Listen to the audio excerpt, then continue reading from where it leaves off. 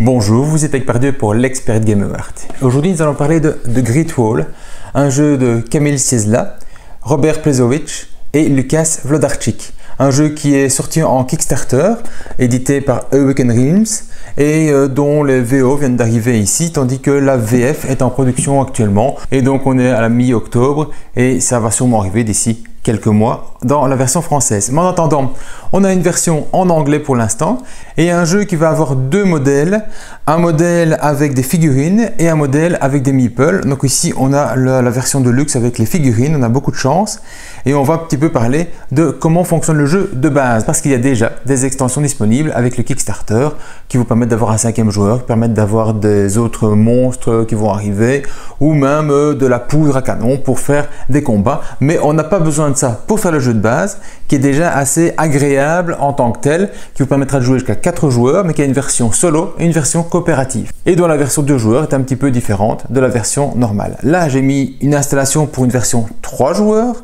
3 joueurs qui va changer quoi? Qui va changer au niveau du contour ici et des actions de celui-ci et qui va changer au niveau des positions disponibles sur le plateau. Avant de rentrer dans les détails, voyons un petit peu la vision globale du jeu où on se retrouve ici en Chine au moment de la construction d'une grande muraille qui va protéger des hordes de Mongols qui viennent pour attaquer évidemment les villages qui se trouvent derrière et on va pouvoir définir des clans qui vont se battre contre les Mongols au fur et à mesure de leur vague.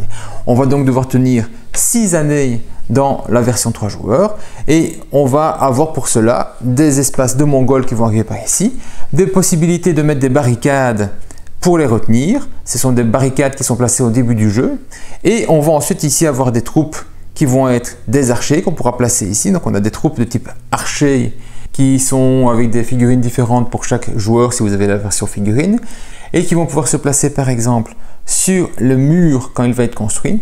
Un mur qui va être à 3 étages possibles, donc il y aura un premier étage, un deuxième étage et un troisième étage. Chaque étage ayant une protection plus importante contre l'assaut qui va être fait et qui auront plus d'emplacement pour placer des archers dessus.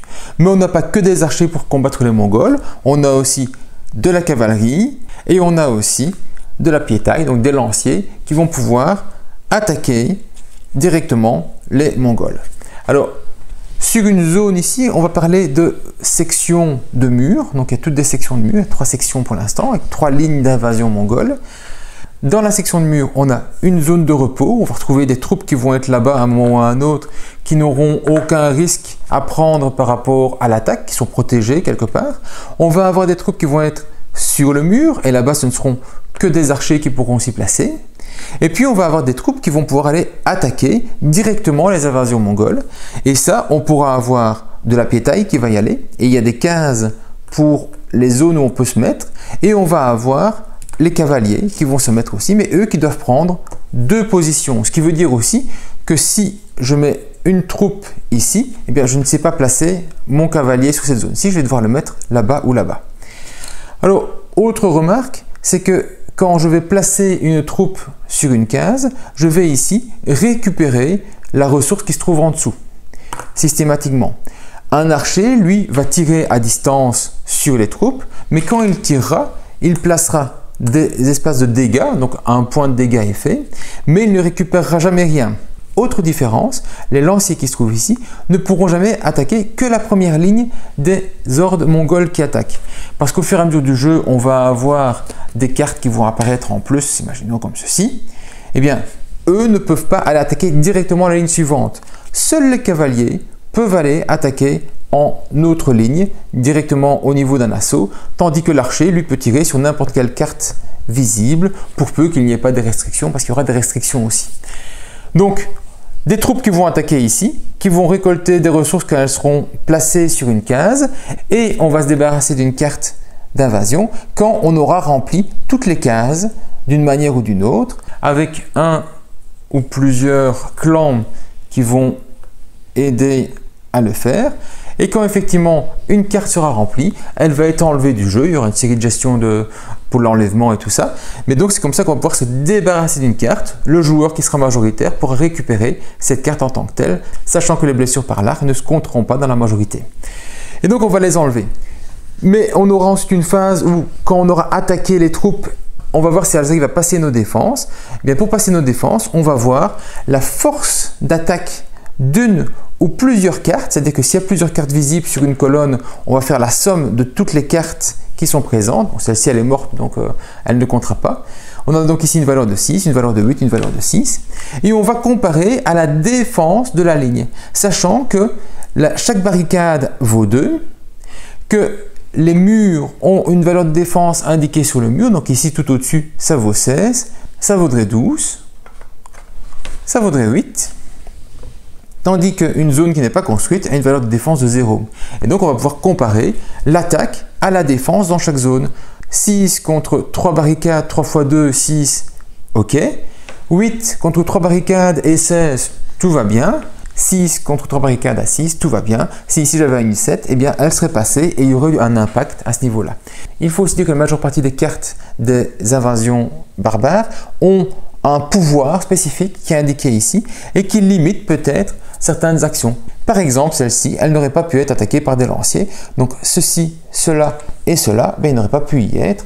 Mais s'il n'y était pas, 7 et 6, 13, seulement 6 en défense, et bien effectivement ceci passerait et il y aurait des dégâts et des impacts à tout ceci. On va voir dans le détail les impacts, mais on pourrait très bien avoir quelque chose comme cela. Voilà donc pour l'idée globale, parce que le but du jeu, c'est quand même de construire un mur et de défendre par rapport aux invasions. Pour y arriver, on va avoir tout le reste du plateau de jeu et les actions qu'on va faire au niveau des différentes étapes. Donc on va rentrer maintenant un petit peu plus dans le jeu en voyant tout en step by step. Au départ, on va donc se placer à la première année. Il faut dire que les années sont divisées en 4 saisons, donc qui va commencer par le printemps. Mais la première année, printemps et été, on les passe outre. Pourquoi? Parce que ce sont vraiment 2 saisons de gestion de remise en place. En fait, c'est l'inter-manche. Il n'y a pas une action très importante dessus. Et les actions de jeu seront principalement en automne, tandis que les phases d'attaque des invasions seront essentiellement en hiver. Au début du jeu, il y a aussi 3 artefacts qui sont placés ici, 3 artefacts tirés au sort parmi 5 qui vous donnent des conditions pour la fin de jeu pour savoir j'aurai des points de victoire si je fais ceci, cela ou cela. On va donc directement avoir 3 cartes d'invasion qui vont être placées. Il y en aurait une 4e si on était 4 joueurs. On va avoir automatiquement des barricades placées, tout ceci, parce que l'hiver arrive vite et on risque fort d'avoir directement une invasion. Ce serait le cas vu qu'ici j'ai un 7, là-bas j'ai un 8 et là-bas j'ai un 6. Il n'y a bien sûr aucune construction dès le départ. Elles arriveront grâce aux joueurs, pas plus qu'il n'y a de troupes déjà placées sur le jeu. C'est pas grave, je le laisse pour l'idée globale. Chaque joueur va aussi avoir droit à choisir parmi 2 cartes tirées au sort de héros, de commandants, avec une petite histoire sur le commandant, qui ont chacun une habilité, donc un pouvoir qui est vraiment très varié, qu'on va avoir des bonus au niveau de l'attaque, on va avoir des bonus au niveau du développement, et il va toujours s'exprimer avec une notion de conseiller. Le conseiller, c'est un petit symbole qui représente une sorte de parchemin ainsi, et il est écrit étrangement au niveau de la carte, parce qu'en fait c'est une multiplication de 2 choses. Par exemple, je vais prendre ici, celui-ci dit quoi? À chaque fois que vous attaquez avec un cavalier, vous recevez 3, on a le symbole de parchemin et un symbole de dragon. Le symbole de dragon, ce sont les points de victoire, c'est l'honneur. Je reçois 3 parchemins honneur. Le parchemin, c'est quoi? Ce sont donc les conseillers. Ce sont des conseillers que je vais placer en dessous de ma carte au début du jeu et je vais pouvoir en placer plusieurs. Eh bien, je reçois 3 points de victoire par parchemin que j'ai sous ma carte. Donc, quelque part, par rapport à notre habitude de lecture, c'est un petit peu étrange. Il faut multiplier le tout. Je reçois 3 fois conseiller fois point de victoire. Voilà. Donc, il faut mettre ça comme s'il y avait une multiplication globale. C'est un petit peu le même cas ici. Cette carte-ci qui dit quoi? Si vous avez un seul commis, dont on verra c'est quoi plus tard les commis, dans la zone activée, comptez ce commis comme étant le nombre de cartes ici, commis donc, si j'ai une seule carte, il vaut pour 1, mais si j'en ai 2, il vaut pour 2, si j'en ai 3, il vaut pour 3. Donc c'est multiplication de la carte par le commis. C'est toujours une drôle de manière d'écrire, mais quand on a compris que c'est juste un fois, on arrive à s'en tirer. Et donc je vais choisir entre 2 cartes. 2 cartes qui vont avoir, outre le pouvoir qui se trouve au-dessus, un setup de départ qui me donne mes ressources que j'ai au départ. Je vais avoir du bois, de la pierre, de l'or et du chi. Et je vais avoir des cartes tactiques, qui sont des cartes qui se trouvent ici, qui se jouent à des moments clés du jeu pour avoir un bonus spécifique. Et je vais avoir un numéro ici de thé. donc 45, 63, chacun va choisir une carte. Et bien ceci va définir l'ordre du tour des actions quand on les fera. C'est la cérémonie du thé qui se trouve ici, qui va définir que celui qui a la plus haute valeur sur sa carte va être en haut, puis le deuxième, puis le troisième. Comme chaque carte a un numéro unique, il n'y a pas de problème, on va chacun avoir une position au niveau du jeu, donc pas de tirage au sort avant, ça va être le choix de la carte qui va définir l'ordre du jeu du début de manche. Une fois que j'ai choisi ma carte, je vais aussi choisir parmi deux conseillers qui se trouvent ici, un que je vais garder pour son pouvoir à côté de mon joueur et l'autre que je vais placer en dessous pour avoir justement cette notion de multiplication par rapport au pouvoir de base. Ce qui est bien avec les conseillers, c'est qu'ils ont vraiment des pouvoirs très variés. On a beaucoup de cartes de conseillers dans le jeu, ça c'est le jeu de base, mais on en a encore beaucoup plus avec les extensions. Et on va donc pouvoir faire des parties totalement différentes selon les conseillers que l'on va avoir. Et puis toujours choisir quand on achète un conseiller, si on va le rajouter dans les conseillers avec pouvoir actif ou en dessous de son commandant pour augmenter le pouvoir du commandant. Voilà pour la mise en place. On a donc des commis, j'en parlais tout à l'heure, des commis, des clerks ici au niveau de l'anglais, mais qui vont être peut-être traduits par un autre terme quand on aura la VF. Eh bien, ce sont eux qui vont aller faire des actions sur le plateau de jeu. Les actions sur le plateau de jeu, on a différents types de cases. On a des cases vertes pour lesquelles on peut être aussi nombreux que l'on veut au niveau commis pour faire les actions et qui vont être réalisées à chaque phase d'activation des joueurs. On a les cases rouges pour lesquelles on ne peut placer qu'un seul commis par rond et qui devront être complétés totalement afin d'être activés. Donc par exemple comme ceci. À ce moment-là, je pourrais activer cette case-ci. On arrive tout de suite aux activations. Mais donc deux types effectivement de cases au niveau du jeu. Comment est-ce qu'on va aller mettre nos bonhommes sur ces cases-là? Eh bien, c'est justement ce qui va se passer, c'est le cœur du jeu au niveau de l'automne. En automne, eh bien, chaque joueur a une série de cartes, le même nombre, 6, comme les 6 années qui se trouvent ici. Et donc, on va pouvoir chacun choisir une carte de son jeu, la placer devant soi masquée. Tout le monde va la révéler en même temps. Hop, hop, je vais la mettre ici. Et tout le monde révèle sa carte au même moment. Et on va alors avoir le joueur, en commençant par celui qui est le plus haut au niveau de la cérémonie du thé, donc ici jaune, bleu, vert, qui va décider, eh bien, ma carte ici, à quel moment je veux la jouer. Est-ce que je veux être le premier joueur, le deuxième ou le troisième joueur à jouer ma carte? Et il va donc décider ici, dans une sorte de zone d'action, à quel moment est-ce qu'il décide de jouer. Puis après, ce sera bleu, tiens, je veux jouer en premier, et puis vert qui va jouer du coup en troisième son action. Et donc, chacun va placer ses cartes à ce niveau-là. Donc ça, c'est la préparation de l'automne. On choisit une carte d'action, on va la révéler ensemble et puis dans l'ordre du thé, on va les placer pour voir que je veux le jouer premier, deuxième ou troisième. Et ensuite, on arrive justement à la résolution de l'action. Eh bien, le joueur bleu va faire les actions de sa carte.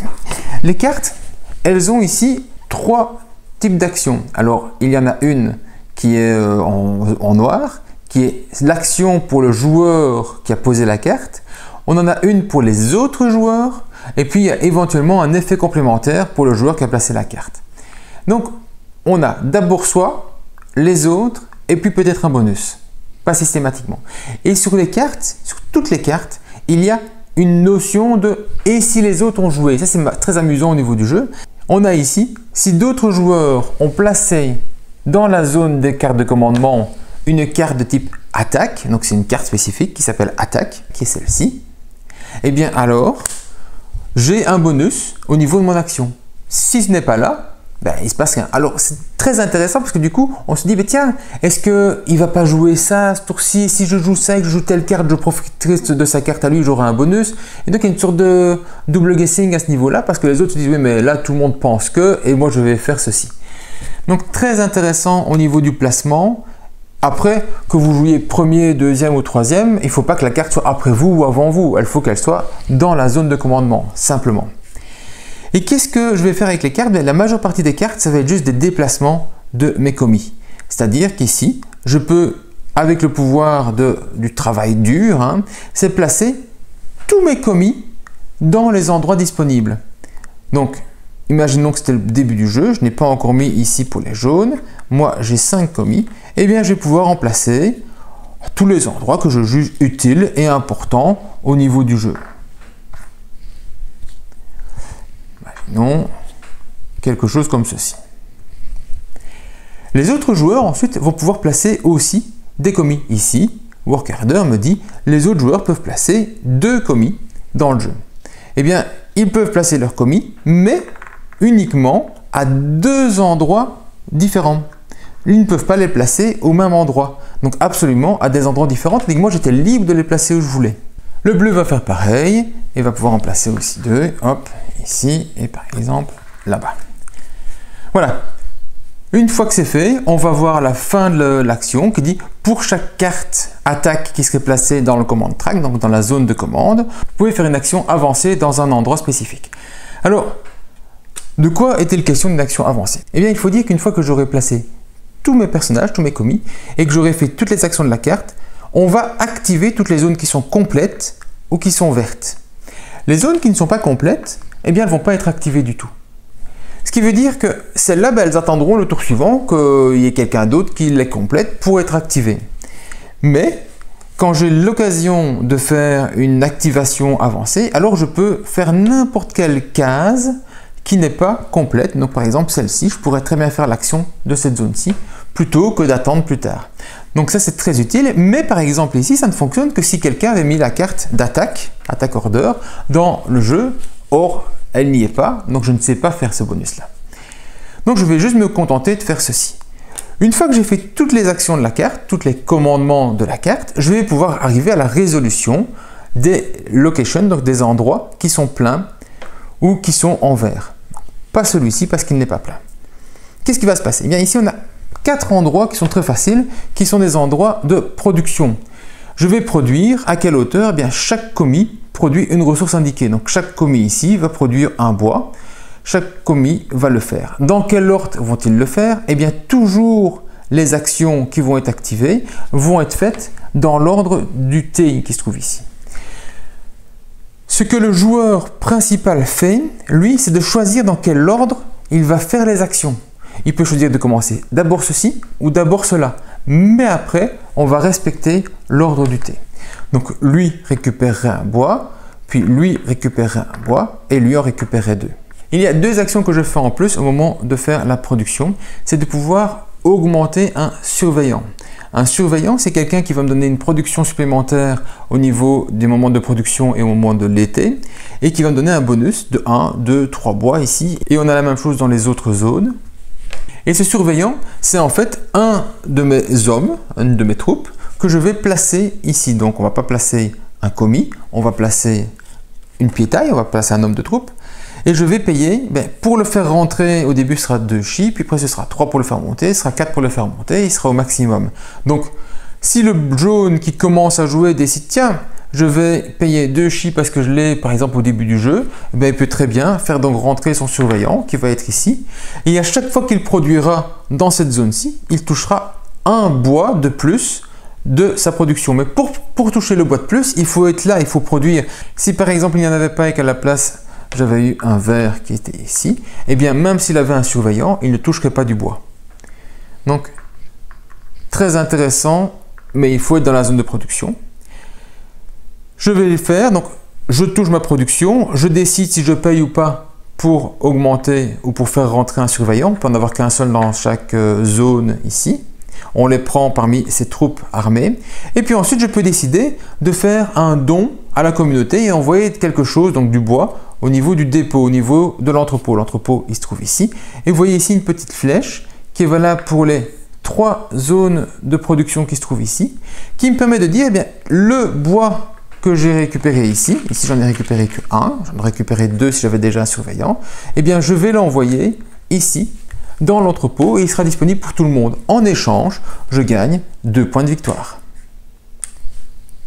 Il faut au moins toucher une production pour pouvoir le faire. Si j'avais du stock que je n'étais pas là ou un truc ainsi, je n'aurais pas pu le faire. Mais à partir du moment où je le fais, je peux envoyer ici et donc c'est disponible pour tout le monde. Même principe ici mais avec de la pierre, même principe ici avec de l'or et ici pour le chi, je vais pouvoir le faire mais je ne peux rien envoyer directement ici, donc je vais uniquement pouvoir produire et augmenter un surveillant en payant de l'or. Voilà les zones de production simple. Alors il y a un truc un petit peu spécifique au niveau de certaines cases, ce sont les cases qui ont un petit drapeau. Les drapeaux ici ce sont des shame, c'est de la honte.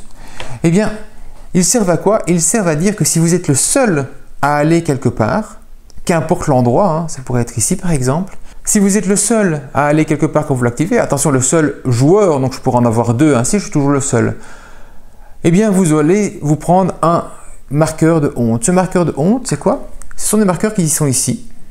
Il y en a 10 par joueur au début du jeu. Et ils vont aller où? Ils vont aller sous un de vos soldats. Vous choisissez lequel. Et ce soldat-là, tant qu'il est là, il ne pourra pas aller sur le jeu. Donc il a honte et il ne peut aller nulle part. Ils peuvent aussi aller quand on aura récupéré des cartes, qu'on aura battu une horde et qu'on aurait chez soi. Ils peuvent aller sur une carte comme ceci. Et il y a 2 emplacements pour les mettre. Donc on peut en stocker 2. L'effet de cela, c'est que ceux-ci ne vous donneront pas alors, à partir du moment où il y a au moins une honte sur la carte, ne vous donneront pas les points de victoire de fin de jeu que vous accorde la carte. Mais l'avantage de 1, c'est qu'ils en stockent 2, parce qu'à la fin du jeu, on n'a plus nécessairement beaucoup de troupes. Et surtout, c'est qu'une honte qui est toujours valable à la fin du jeu, vous perdez 5 points de victoire par honte qui est sous une de vos troupes. On pourra s'en débarrasser en début d'année en payant 2 chi, mais ce qui veut dire que la dernière année, tous les marqueurs de honte que vous prendrez, vous ne pourrez pas vous en débarrasser vu qu'il n'y aura pas une nouvelle année qui commence. Ça va se terminer ici à la fin de l'hiver. Or, vous devriez attendre le début d'année pour vous débarrasser de marqueurs de honte. Donc ceux-ci, sous vos soldats en fin de partie, moins 5 points de victoire. Ceux qui sont sous des cartes, 0 points de victoire, donc ils sont annulés, mais ils détruisent, ils annulent la valeur de points de victoire que pourra avoir une carte que vous auriez avec vous. Donc ça, c'est un des trucs à essayer d'éviter au maximum sur l'ensemble du jeu, ou en tout cas pouvoir s'en débarrasser. Donc, si vous êtes seul sur une zone indiquée honte, vous êtes une seule couleur dessus, quand elle est activée, eh bien donc vous allez vous taper de la honte. Sauf si vous êtes seul et que vous activez la zone parce que vous utilisez l'action spéciale, la capacité spéciale d'activation, comme j'avais ici pour le work order. Donc l'activation avancée, si quelqu'un avait joué une carte attaque dans la zone, eh bien là je peux activer ceci, avoir 2 ors, peut-être augmenter ici avec un surveillant, peut-être envoyer un or là-bas si j'ai envie, mais là-bas je ne me tape pas de honte parce que ce n'est pas dans l'activation normale, mais avec l'activation du pouvoir. Et donc ça, on oublie cette notion de honte dans ces cas-là. Donc les zones rouges doivent être complètes pour être faites. Par contre, les zones vertes, à partir du moment où il y a quelqu'un, on va l'activer. Cette zone-ci, par exemple, va me permettre d'aller recruter des troupes et les envoyer au combat. Donc c'est ici que je vais faire, pour chaque bonhomme présent, je vais aller chercher un soldat. Le losange rouge ainsi signifie le soldat. Au bout de votre livre de règles, vous avez les symboles de toutes les icônes. Ça aurait été bien d'avoir un petit marqueur ainsi qui les explique pour chaque joueur. Après, une fois qu'on est dedans, c'est pas grave, on les comprend vite et on passe vite outre. Ils sont assez simples, mais dans une première partie, c'est assez agréable de l'avoir sous la main. Peut-être faire une photo, une photocopie, qu'importe la manière de gérer pour vous, pour que chaque joueur puisse l'avoir plutôt que chaque fois prendre le manuel de règles. Donc, chaque commis va permettre d'engager un soldat. J'en ai un, je peux donc engager un seul soldat. Le coût qu'il a est indiqué ici, 2 pierres à un bois, 2 chi à un bois, 3 or à un bois, pour acheter soit un lancier, soit un archer, soit un cavalier. Je paye donc mes ressources nécessaires et je vais l'envoyer comme je vous l'ai expliqué ici. Un archer va aller sur une case du mur, il faut qu'il y ait de la place, donc je ne peux pas l'envoyer ici s'il y a déjà quelqu'un, mais je peux l'envoyer très bien là-bas. Quand l'archer arrive, immédiatement il tire, donc il va pouvoir tirer sur la troupe qui se trouvera en dessous. Un archer ne récupère pas, comme je l'ai dit, ce qui se trouve au niveau des cases. Ici, ce serait des points de victoire, vu qu'il y a 2 points de victoire par case ici. Bon, c'est pas très malin parce que celui-ci, s'il n'est pas mort à la fin de la manche, tous les saignements vont être enlevés. Donc, c'est peut-être pas nécessairement le meilleur pour aller l'attaquer, mais qu'importe. Un archer arrive, il tire. Si je paye pour un lancier, comme je l'ai dit, il va en première ligne, mais pas ici parce que lui, il ne peut pas être attaqué par les lanciers. Donc, je vais peut-être aller ici pour le faire. J'écrase 2 points de victoire, donc je vais pouvoir mettre 2 points de victoire. Si j'envoie un cavalier, effectivement, il doit prendre 2 places et je vais pouvoir récupérer ce qui se trouve en dessous. C'est toujours le même principe. Je vais aller peut-être le mettre ici. Ainsi, au moins, on aura du monde pour défendre. J'ai placé mes troupes, le joueur suivant fait pareil. En l'occurrence, le bleu aurait agi avant le vert parce que le bleu est positionné avant le vert sur ma pile. Et lui aussi aurait pu aller envoyer, imaginons, hop, pour avoir quelque chose d'utile pour la suite de mon jeu, je vais aller mettre quelque chose comme ceci. Il toucherait ce qui est écrasé, donc ici 4 points de victoire, plus les bonus associés, peut-être avec ses cartes, le fait d'envoyer un cavalier, peut-être lui donne des bonus, qu'importe. C'est pour l'exemple. À chaque fois que l'on a joué, que l'action est faite, les bonhommes ici repartent dans le pot des joueurs, donc deviennent à nouveau accessibles pour la manche suivante. Hop, ceci. Et donc je vais terminer mon action en tant que joueur bleu quand j'ai activé toutes les zones qui étaient activables, les vertes et les zones complètes. Et alors c'est le joueur suivant qui va faire aussi l'action de sa carte, qui est toujours plus ou moins le même type d'action, avec des déplacements et des activations. Alors on va achever de voir les différentes cases possibles. Alors dans les choses assez simples, c'est le fait de pouvoir aller prendre des cartes tactiques ici. Si j'ai effectivement complété à une ou plusieurs couleurs, il n'y a pas de marqueur honte, donc je pourrais être tout seul et compléter sans aucun souci, sans avoir de pénalité. C'est uniquement quand il y a des marqueurs de shame que je vais avoir le fait de prendre une pénalité. Eh bien, par bonhomme qui serait présent, par commis qui serait présent, je vais récupérer une carte. Donc ici, j'en récupérerai 2. Je peux en avoir maximum 5 dans ma main. Si j'en ai plus que 5, je dois en défausser. Et ces cartes-ci ont toujours un effet qui va s'activer à un moment clé. Donc quand je fais une action spécifique, ici c'est quand je fais le dernier dégât à une horde. Donc par exemple ici, j'ai fait le dernier dégât, mais quand j'ai placé ceci, j'ai fait le dernier dégât. Si j'étais le joueur bleu, j'aurais eu 4 points de victoire. Et si j'avais payé 2 chi, j'aurais eu 8 points de victoire à la place. Ici, c'est un effet aussi qui s'active quand on élimine une horde.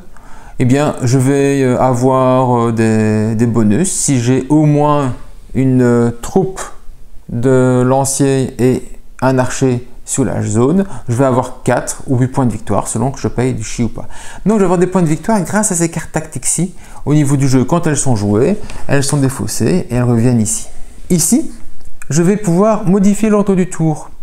Je vais donc, chaque fois que je vais mettre un bonhomme, je vais augmenter de 1 dans mon placement. Alors ici, sachant qu'on joue dans l'ordre du thé, imaginons que je me mette comme ceci, le jaune va jouer en premier parce qu'il est au-dessus, donc il monte d'une case, il n'y a pas de case au-dessus, donc en fait son action elle ne sert à rien.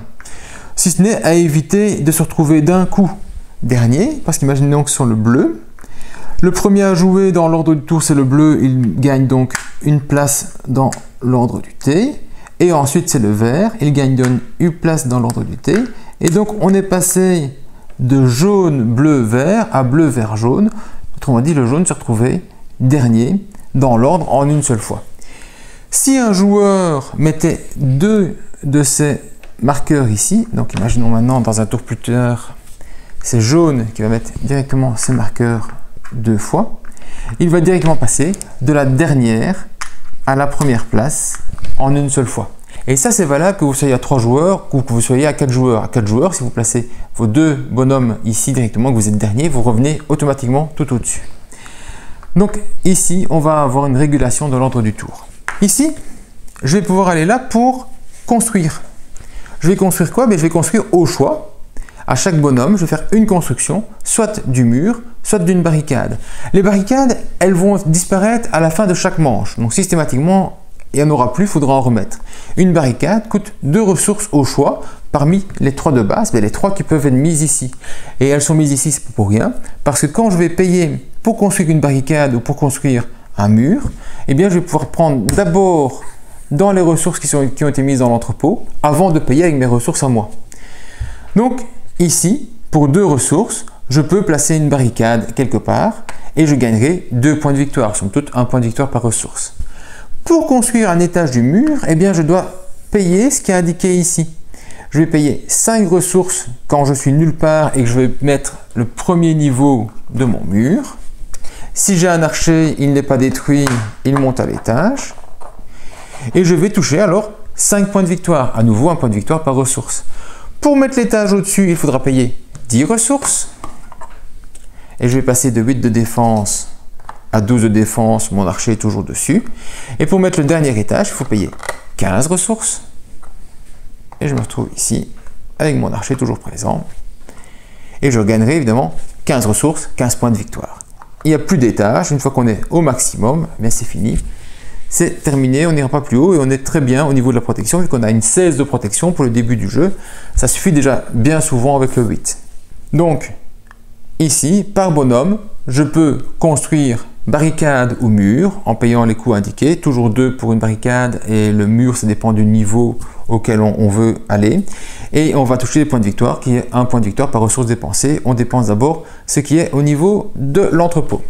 Alors ici, c'est un petit peu spécial parce qu'un bonhomme va me permettre de déplacer des troupes d'une zone à une autre. Alors, un seul bonhomme me permet de déplacer plusieurs troupes si j'ai envie, mais elles vont toujours rester dans la zone latérale et plutôt ici. C'est-à-dire que je peux déplacer des troupes qui vont aller, des archers qui seraient au-dessus, qui descendraient dans la zone de repos. Je peux placer des troupes qui seraient dans une zone de repos, dans une autre zone de repos, donc les changer de ligne. Ou je peux déplacer un archer qui serait quelque part pour le mettre ailleurs. Donc ça, ce sont les choses que je peux faire. Par contre, ce que je ne peux pas faire, c'est envoyer une troupe qui serait ici pour aller au combat ou envoyer un archer qui se trouve ici sur une case d'un mur. Donc je peux les faire descendre du mur, je peux les déplacer latéralement, que ce soit d'une zone de repos à une autre zone de repos ou d'un mur à un autre mur pour un archer. Mais par contre, je ne peux pas du tout les faire attaquer, que ce soit en les montant sur le mur ou en les envoyant directement sur la zone de combat. Ça, ce sera la carte attaque et certains pouvoirs de conseiller ou de commandant qui peuvent le faire. Donc c'est vraiment très limité au niveau du jeu pour les faire réattaquer après, même si on arrive à le faire globalement un petit peu chacun à son tour. Donc les déplacements ici, un seul bonhomme me permet de déplacer une ou plusieurs troupes d'une zone vers une autre, mais pas un d'ici vers là et un de là vers là. Okay? C'est toujours d'une zone de mur à une autre zone de mur. Et puis il me reste une case qui est l'ambassade qui se trouve ici tout au fond, qu'on oublie parfois, qui va me permettre d'aller chercher les 3 commis supplémentaires qui se trouvent ici. Chaque commis coûte, hop, c'est ici en dessous, 2 or. Et donc je paye, je le ramène dans mon pot. Ou aller acheter les conseillers qui se trouvent ici. Et le prix du conseiller dépend du nombre de conseillers que je vais avoir une fois que je l'aurai acheté. Autrement dit, je vais payer en or. Le premier que je vais acheter, comme on a déjà 2 conseillers, un actif, un qui aide le commandant, va me coûter 3 or. Si je l'achète, je choisis si je le mets ici pour rajouter ou là-bas pour prendre son pouvoir. Imaginons que je le mette ici, qui va augmenter le pouvoir de mon commandant. Je vais automatiquement glisser tout ceci et en remettre à nouveau. Si je revais faire une action plus tard, ou si j'en avais envoyé 2 par exemple, eh bien, je peux encore en acheter un autre, mais le deuxième va me coûter du coup 4, puisque maintenant je suis à 3 plus 1, ça fera 4, donc 4 or pour le deuxième, et ça continuera ainsi. Parfois c'est intéressant d'en avoir beaucoup, parce qu'il y a un objectif ici d'artefact, qui est d'avoir 7 points de victoire par conseiller que l'on a après le deuxième. Et donc conseiller, on est bien d'accord, n'importe où, que ce soit actif ou alors en soutien. Et donc avoir beaucoup de conseillers, c'est beaucoup de points de victoire en fin de jeu, sachant qu'une partie, on va peut-être terminer pour les premiers aux alentours des 200 points. Donc il y a moyen de faire effectivement beaucoup de choses avec ça, c'est un point intéressant sur l'ensemble du jeu. Donc dans l'ordre de positionnement, on va jouer les actions de la carte, on va activer les zones qui sont remplies et ensuite on va voir est-ce qu'il y a une carte qui est terminée, une horde barbare qui est complètement vaincue. C'est le cas ici dans mon exemple. Et donc je vais pouvoir me débarrasser de cette horde barbare et l'enlever du jeu. Je vais l'enlever du jeu, qu'est-ce que ça va avoir comme impact? Eh bien, tous les joueurs qui sont présents sur la carte qui est terminée vont pouvoir gagner 2 points de victoire. Pas 2 points de victoire par positionnement, non, 2 points de victoire si vous y êtes. Donc ici, les 3 joueurs gagnent chacun 2 points de victoire. Si j'ai un archer qui est en vis-à-vis de la carte, je gagne 2 points de victoire supplémentaires. Si j'en ai 2, 3, 4, on s'en fout, tant que j'ai au moins un archer à ma couleur. Ensuite, la carte va partir à celui qui a fait le plus de dégâts ici à l'adversaire. Là, j'ai 3, donc 1, 2, 3 cases qui sont pris par mes troupes. Là-bas, j'ai 2 et là-bas, j'ai 2, donc c'est le vert qui va le prendre.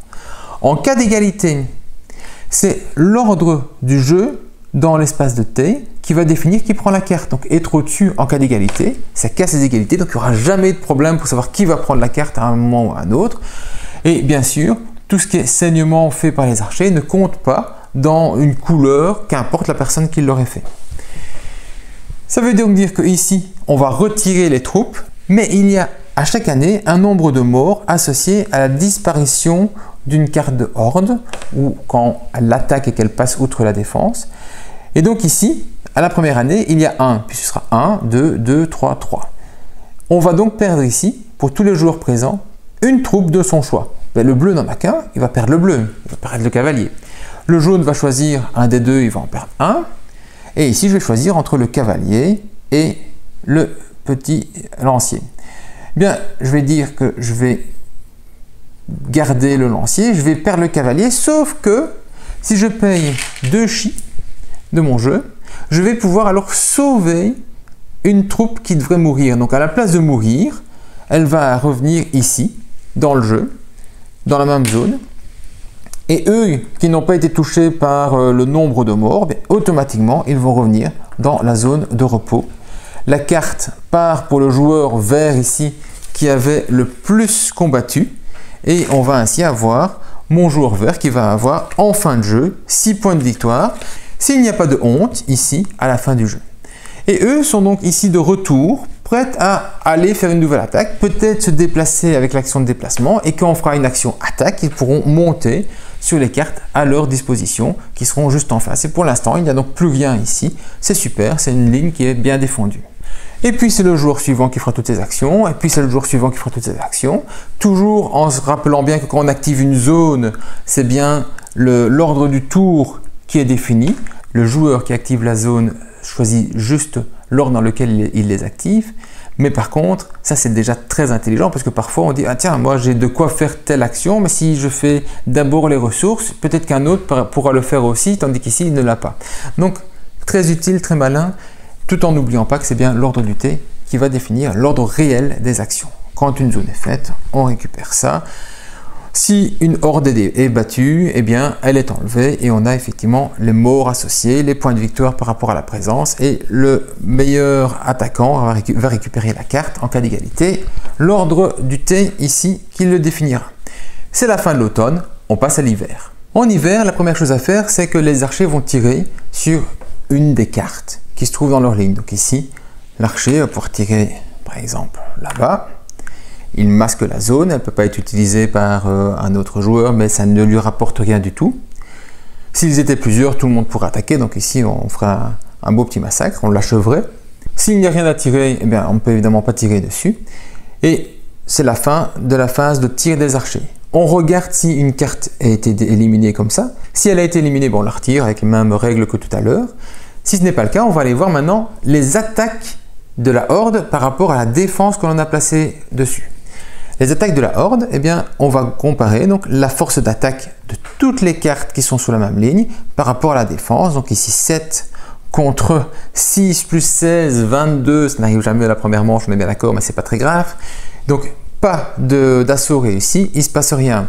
Rien qui attaque, il ne se passe rien. 6 contre 6 de défense, 2 plus 2 plus 2, il ne se passe rien. Donc ici tout se passe bien et on va terminer la phase. Si maintenant il y avait un assaut qui réussissait, et je vais rajouter une troupe par exemple ici pour bien montrer l'exemple, j'ai ici 6 plus 6, 12 face à 6, il y a donc une invasion, le raid est réussi, ça a un impact. L'impact premier, c'est parce que parfois il y a des pouvoirs qui disent qu'il y a un impact. Si jamais j'arrive et que je passe ici, chaque joueur perd un point de victoire, donc dès que ça passe, je perdrai un point de victoire pour tous les joueurs pour avoir laissé passer cette horde-là. Et puis il n'y aura pas que cela, il va y avoir une certaine honte. Une honte si on a laissé passer une horde et qu'on n'a rien fait contre. Rien fait contre, ça veut dire qu'on n'a pas de troupes qui sont placées sur les cartes qui viennent de traverser.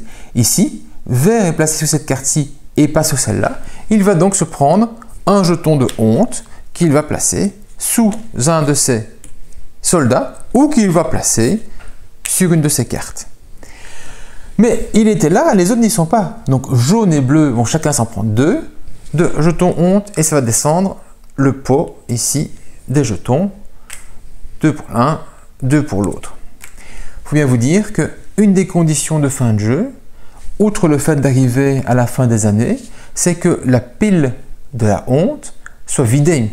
Donc s'il n'y a plus rien ici, c'est fin de jeu à la fin de l'hiver, donc à la fin de ce type de phase. Ensuite, il va y avoir des morts.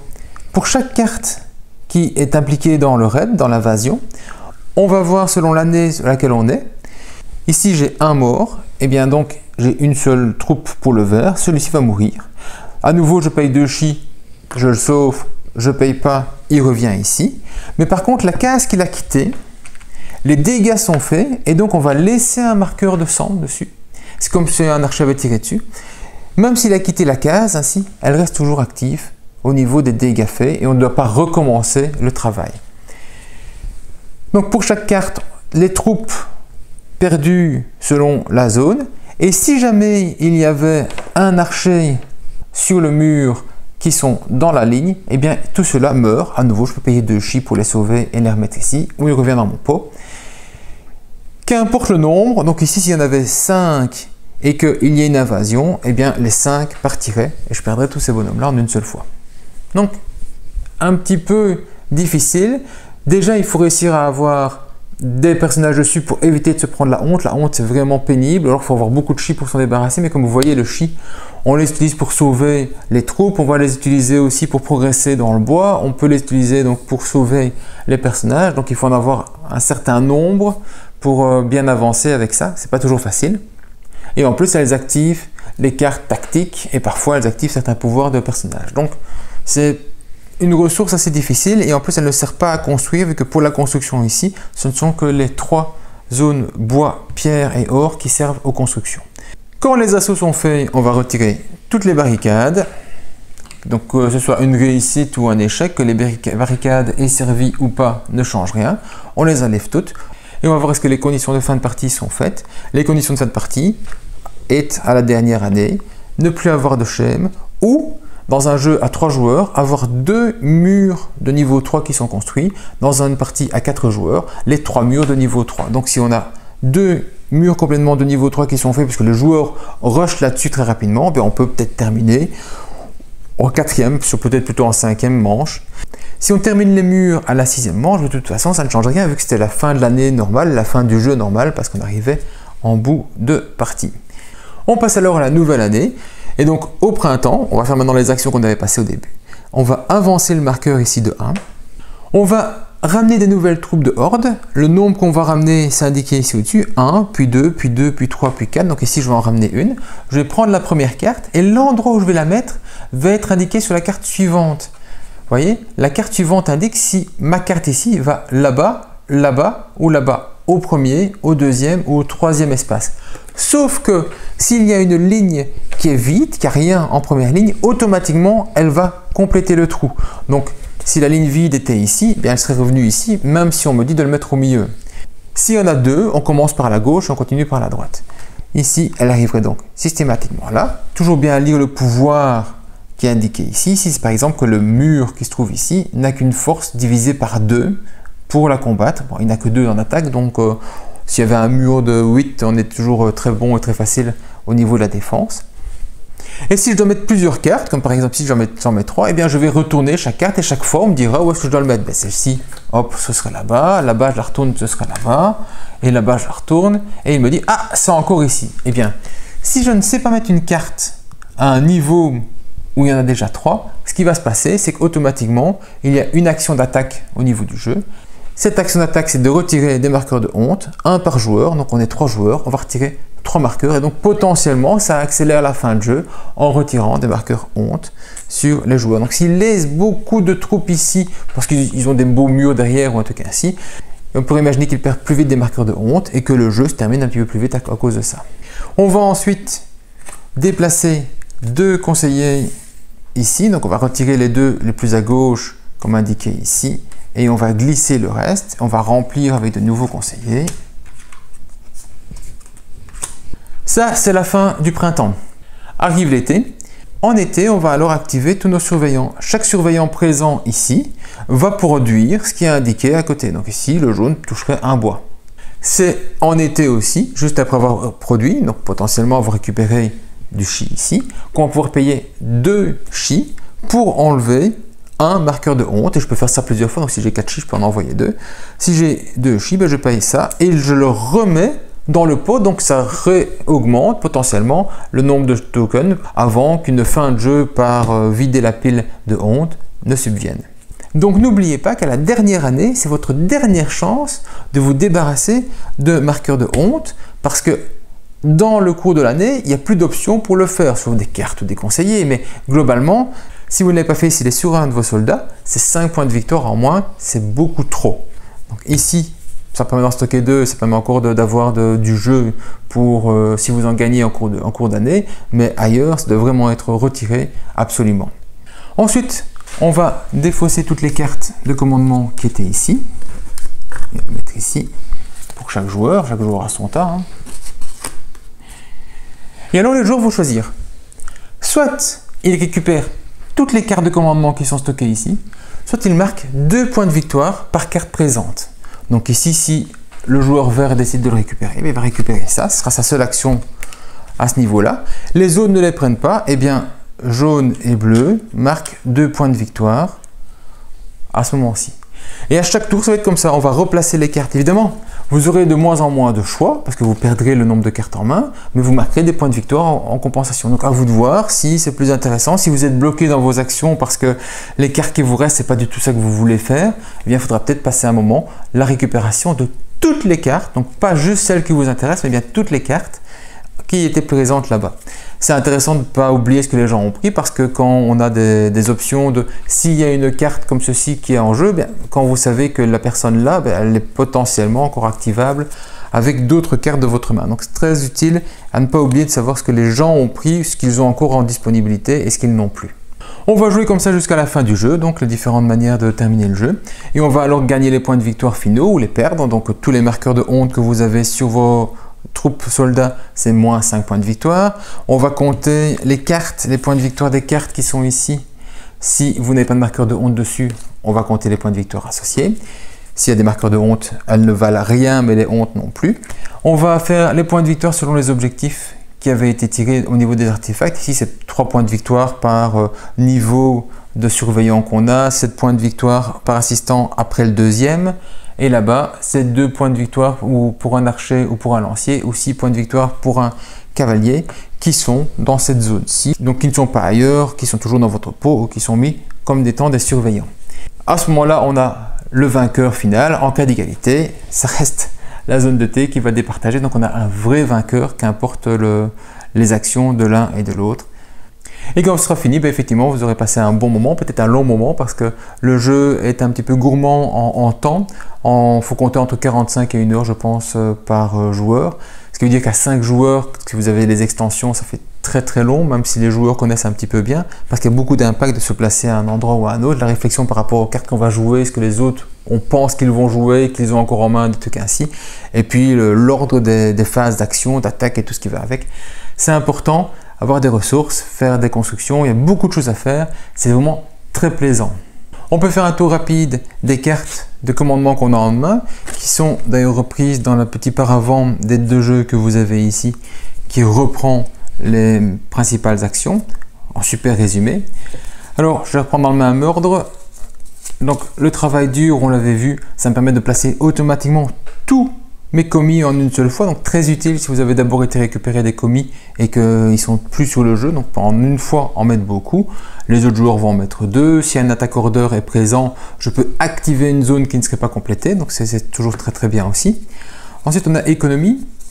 Si on a économie, quand quelqu'un d'autre a joué work harder, eh bien alors on va avoir un bonus supplémentaire. L'action d'économie, c'est de faire avancer un surveillant quelque part, donc soit de le rentrer à un endroit, soit de faire avancer un qui était déjà présent. Et on va avoir 3 déplacements de commis dans le jeu. S'il y avait des work harder en jeu, on va mettre un commis en plus en déplacement par travail dur qui serait présent. Les autres vont se déplacer de 2. On a ensuite le despotisme. Le despotisme permet de placer 4 commis dans le jeu. Et pour chaque économie carte, donc pour chaque carte économique qui est présente dans le jeu, on va pouvoir en faire 2 de plus. Donc ça peut être beaucoup, effectivement, si on a un despote et qu'il y a de l'économie qui est placée. Les autres joueurs ont placé 2 commis, toujours 2 commis dans 2 endroits différents. Je ne peux pas mettre les 2 au même endroit, ça c'est très important, on l'oublie vite. Et ensuite, on peut activer une zone qui ne serait pas terminée. Vous avez Raise Banners ici, donc lever les bannières. On va déplacer 3 commis dans n'importe quel endroit. Pour chaque despotisme qui serait présent, on en déplace un de plus. Les autres en mettent 2. Vous voyez que pour les autres joueurs, c'est globalement toujours ça. On va placer 2 personnages. Et ensuite, pour chaque personnage qui serait ici dans la zone des baraques, il va pouvoir compter pour 2. Donc chaque commis que j'aurai envoyé ici va compter non pas pour une troupe qui serait présente, mais pour 2 troupes à envoyer. Et en plus, s'il est tout seul, il ignore le marqueur de honte. Vous avez l'attaque order, l'ordre d'attaque. C'est ici qu'on va pouvoir envoyer des troupes qui sont là vers là. Donc on ne place aucun personnage ici. On va juste pouvoir en envoyer. Alors on va en envoyer. Déjà en premier, celui qui fait l'ordre d'attaque peut envoyer tout de suite un lancier sur une des cases disponibles. S'il y a ici des lever les bannières, eh bien il fera un lancier en plus qu'il pourra envoyer par carte lever les bannières qui serait présent. Donc, très important d'arriver à le jouer au bon moment pour profiter des bonus. Et ensuite, il va pouvoir envoyer tous les personnages d'une zone, celle-ci pour lui, ou celui-là, pour aller directement attaquer dans une zone de mur.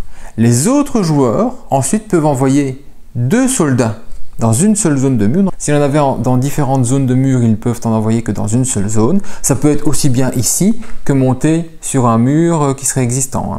Ou alors, ils peuvent envoyer un nouveau lancier gratuitement. S'il n'a pas envie de profiter d'envoyer celui-là, il peut en envoyer un et ainsi ça permettrait peut-être de le mettre à l'endroit qu'il a envie de récupérer le bonus.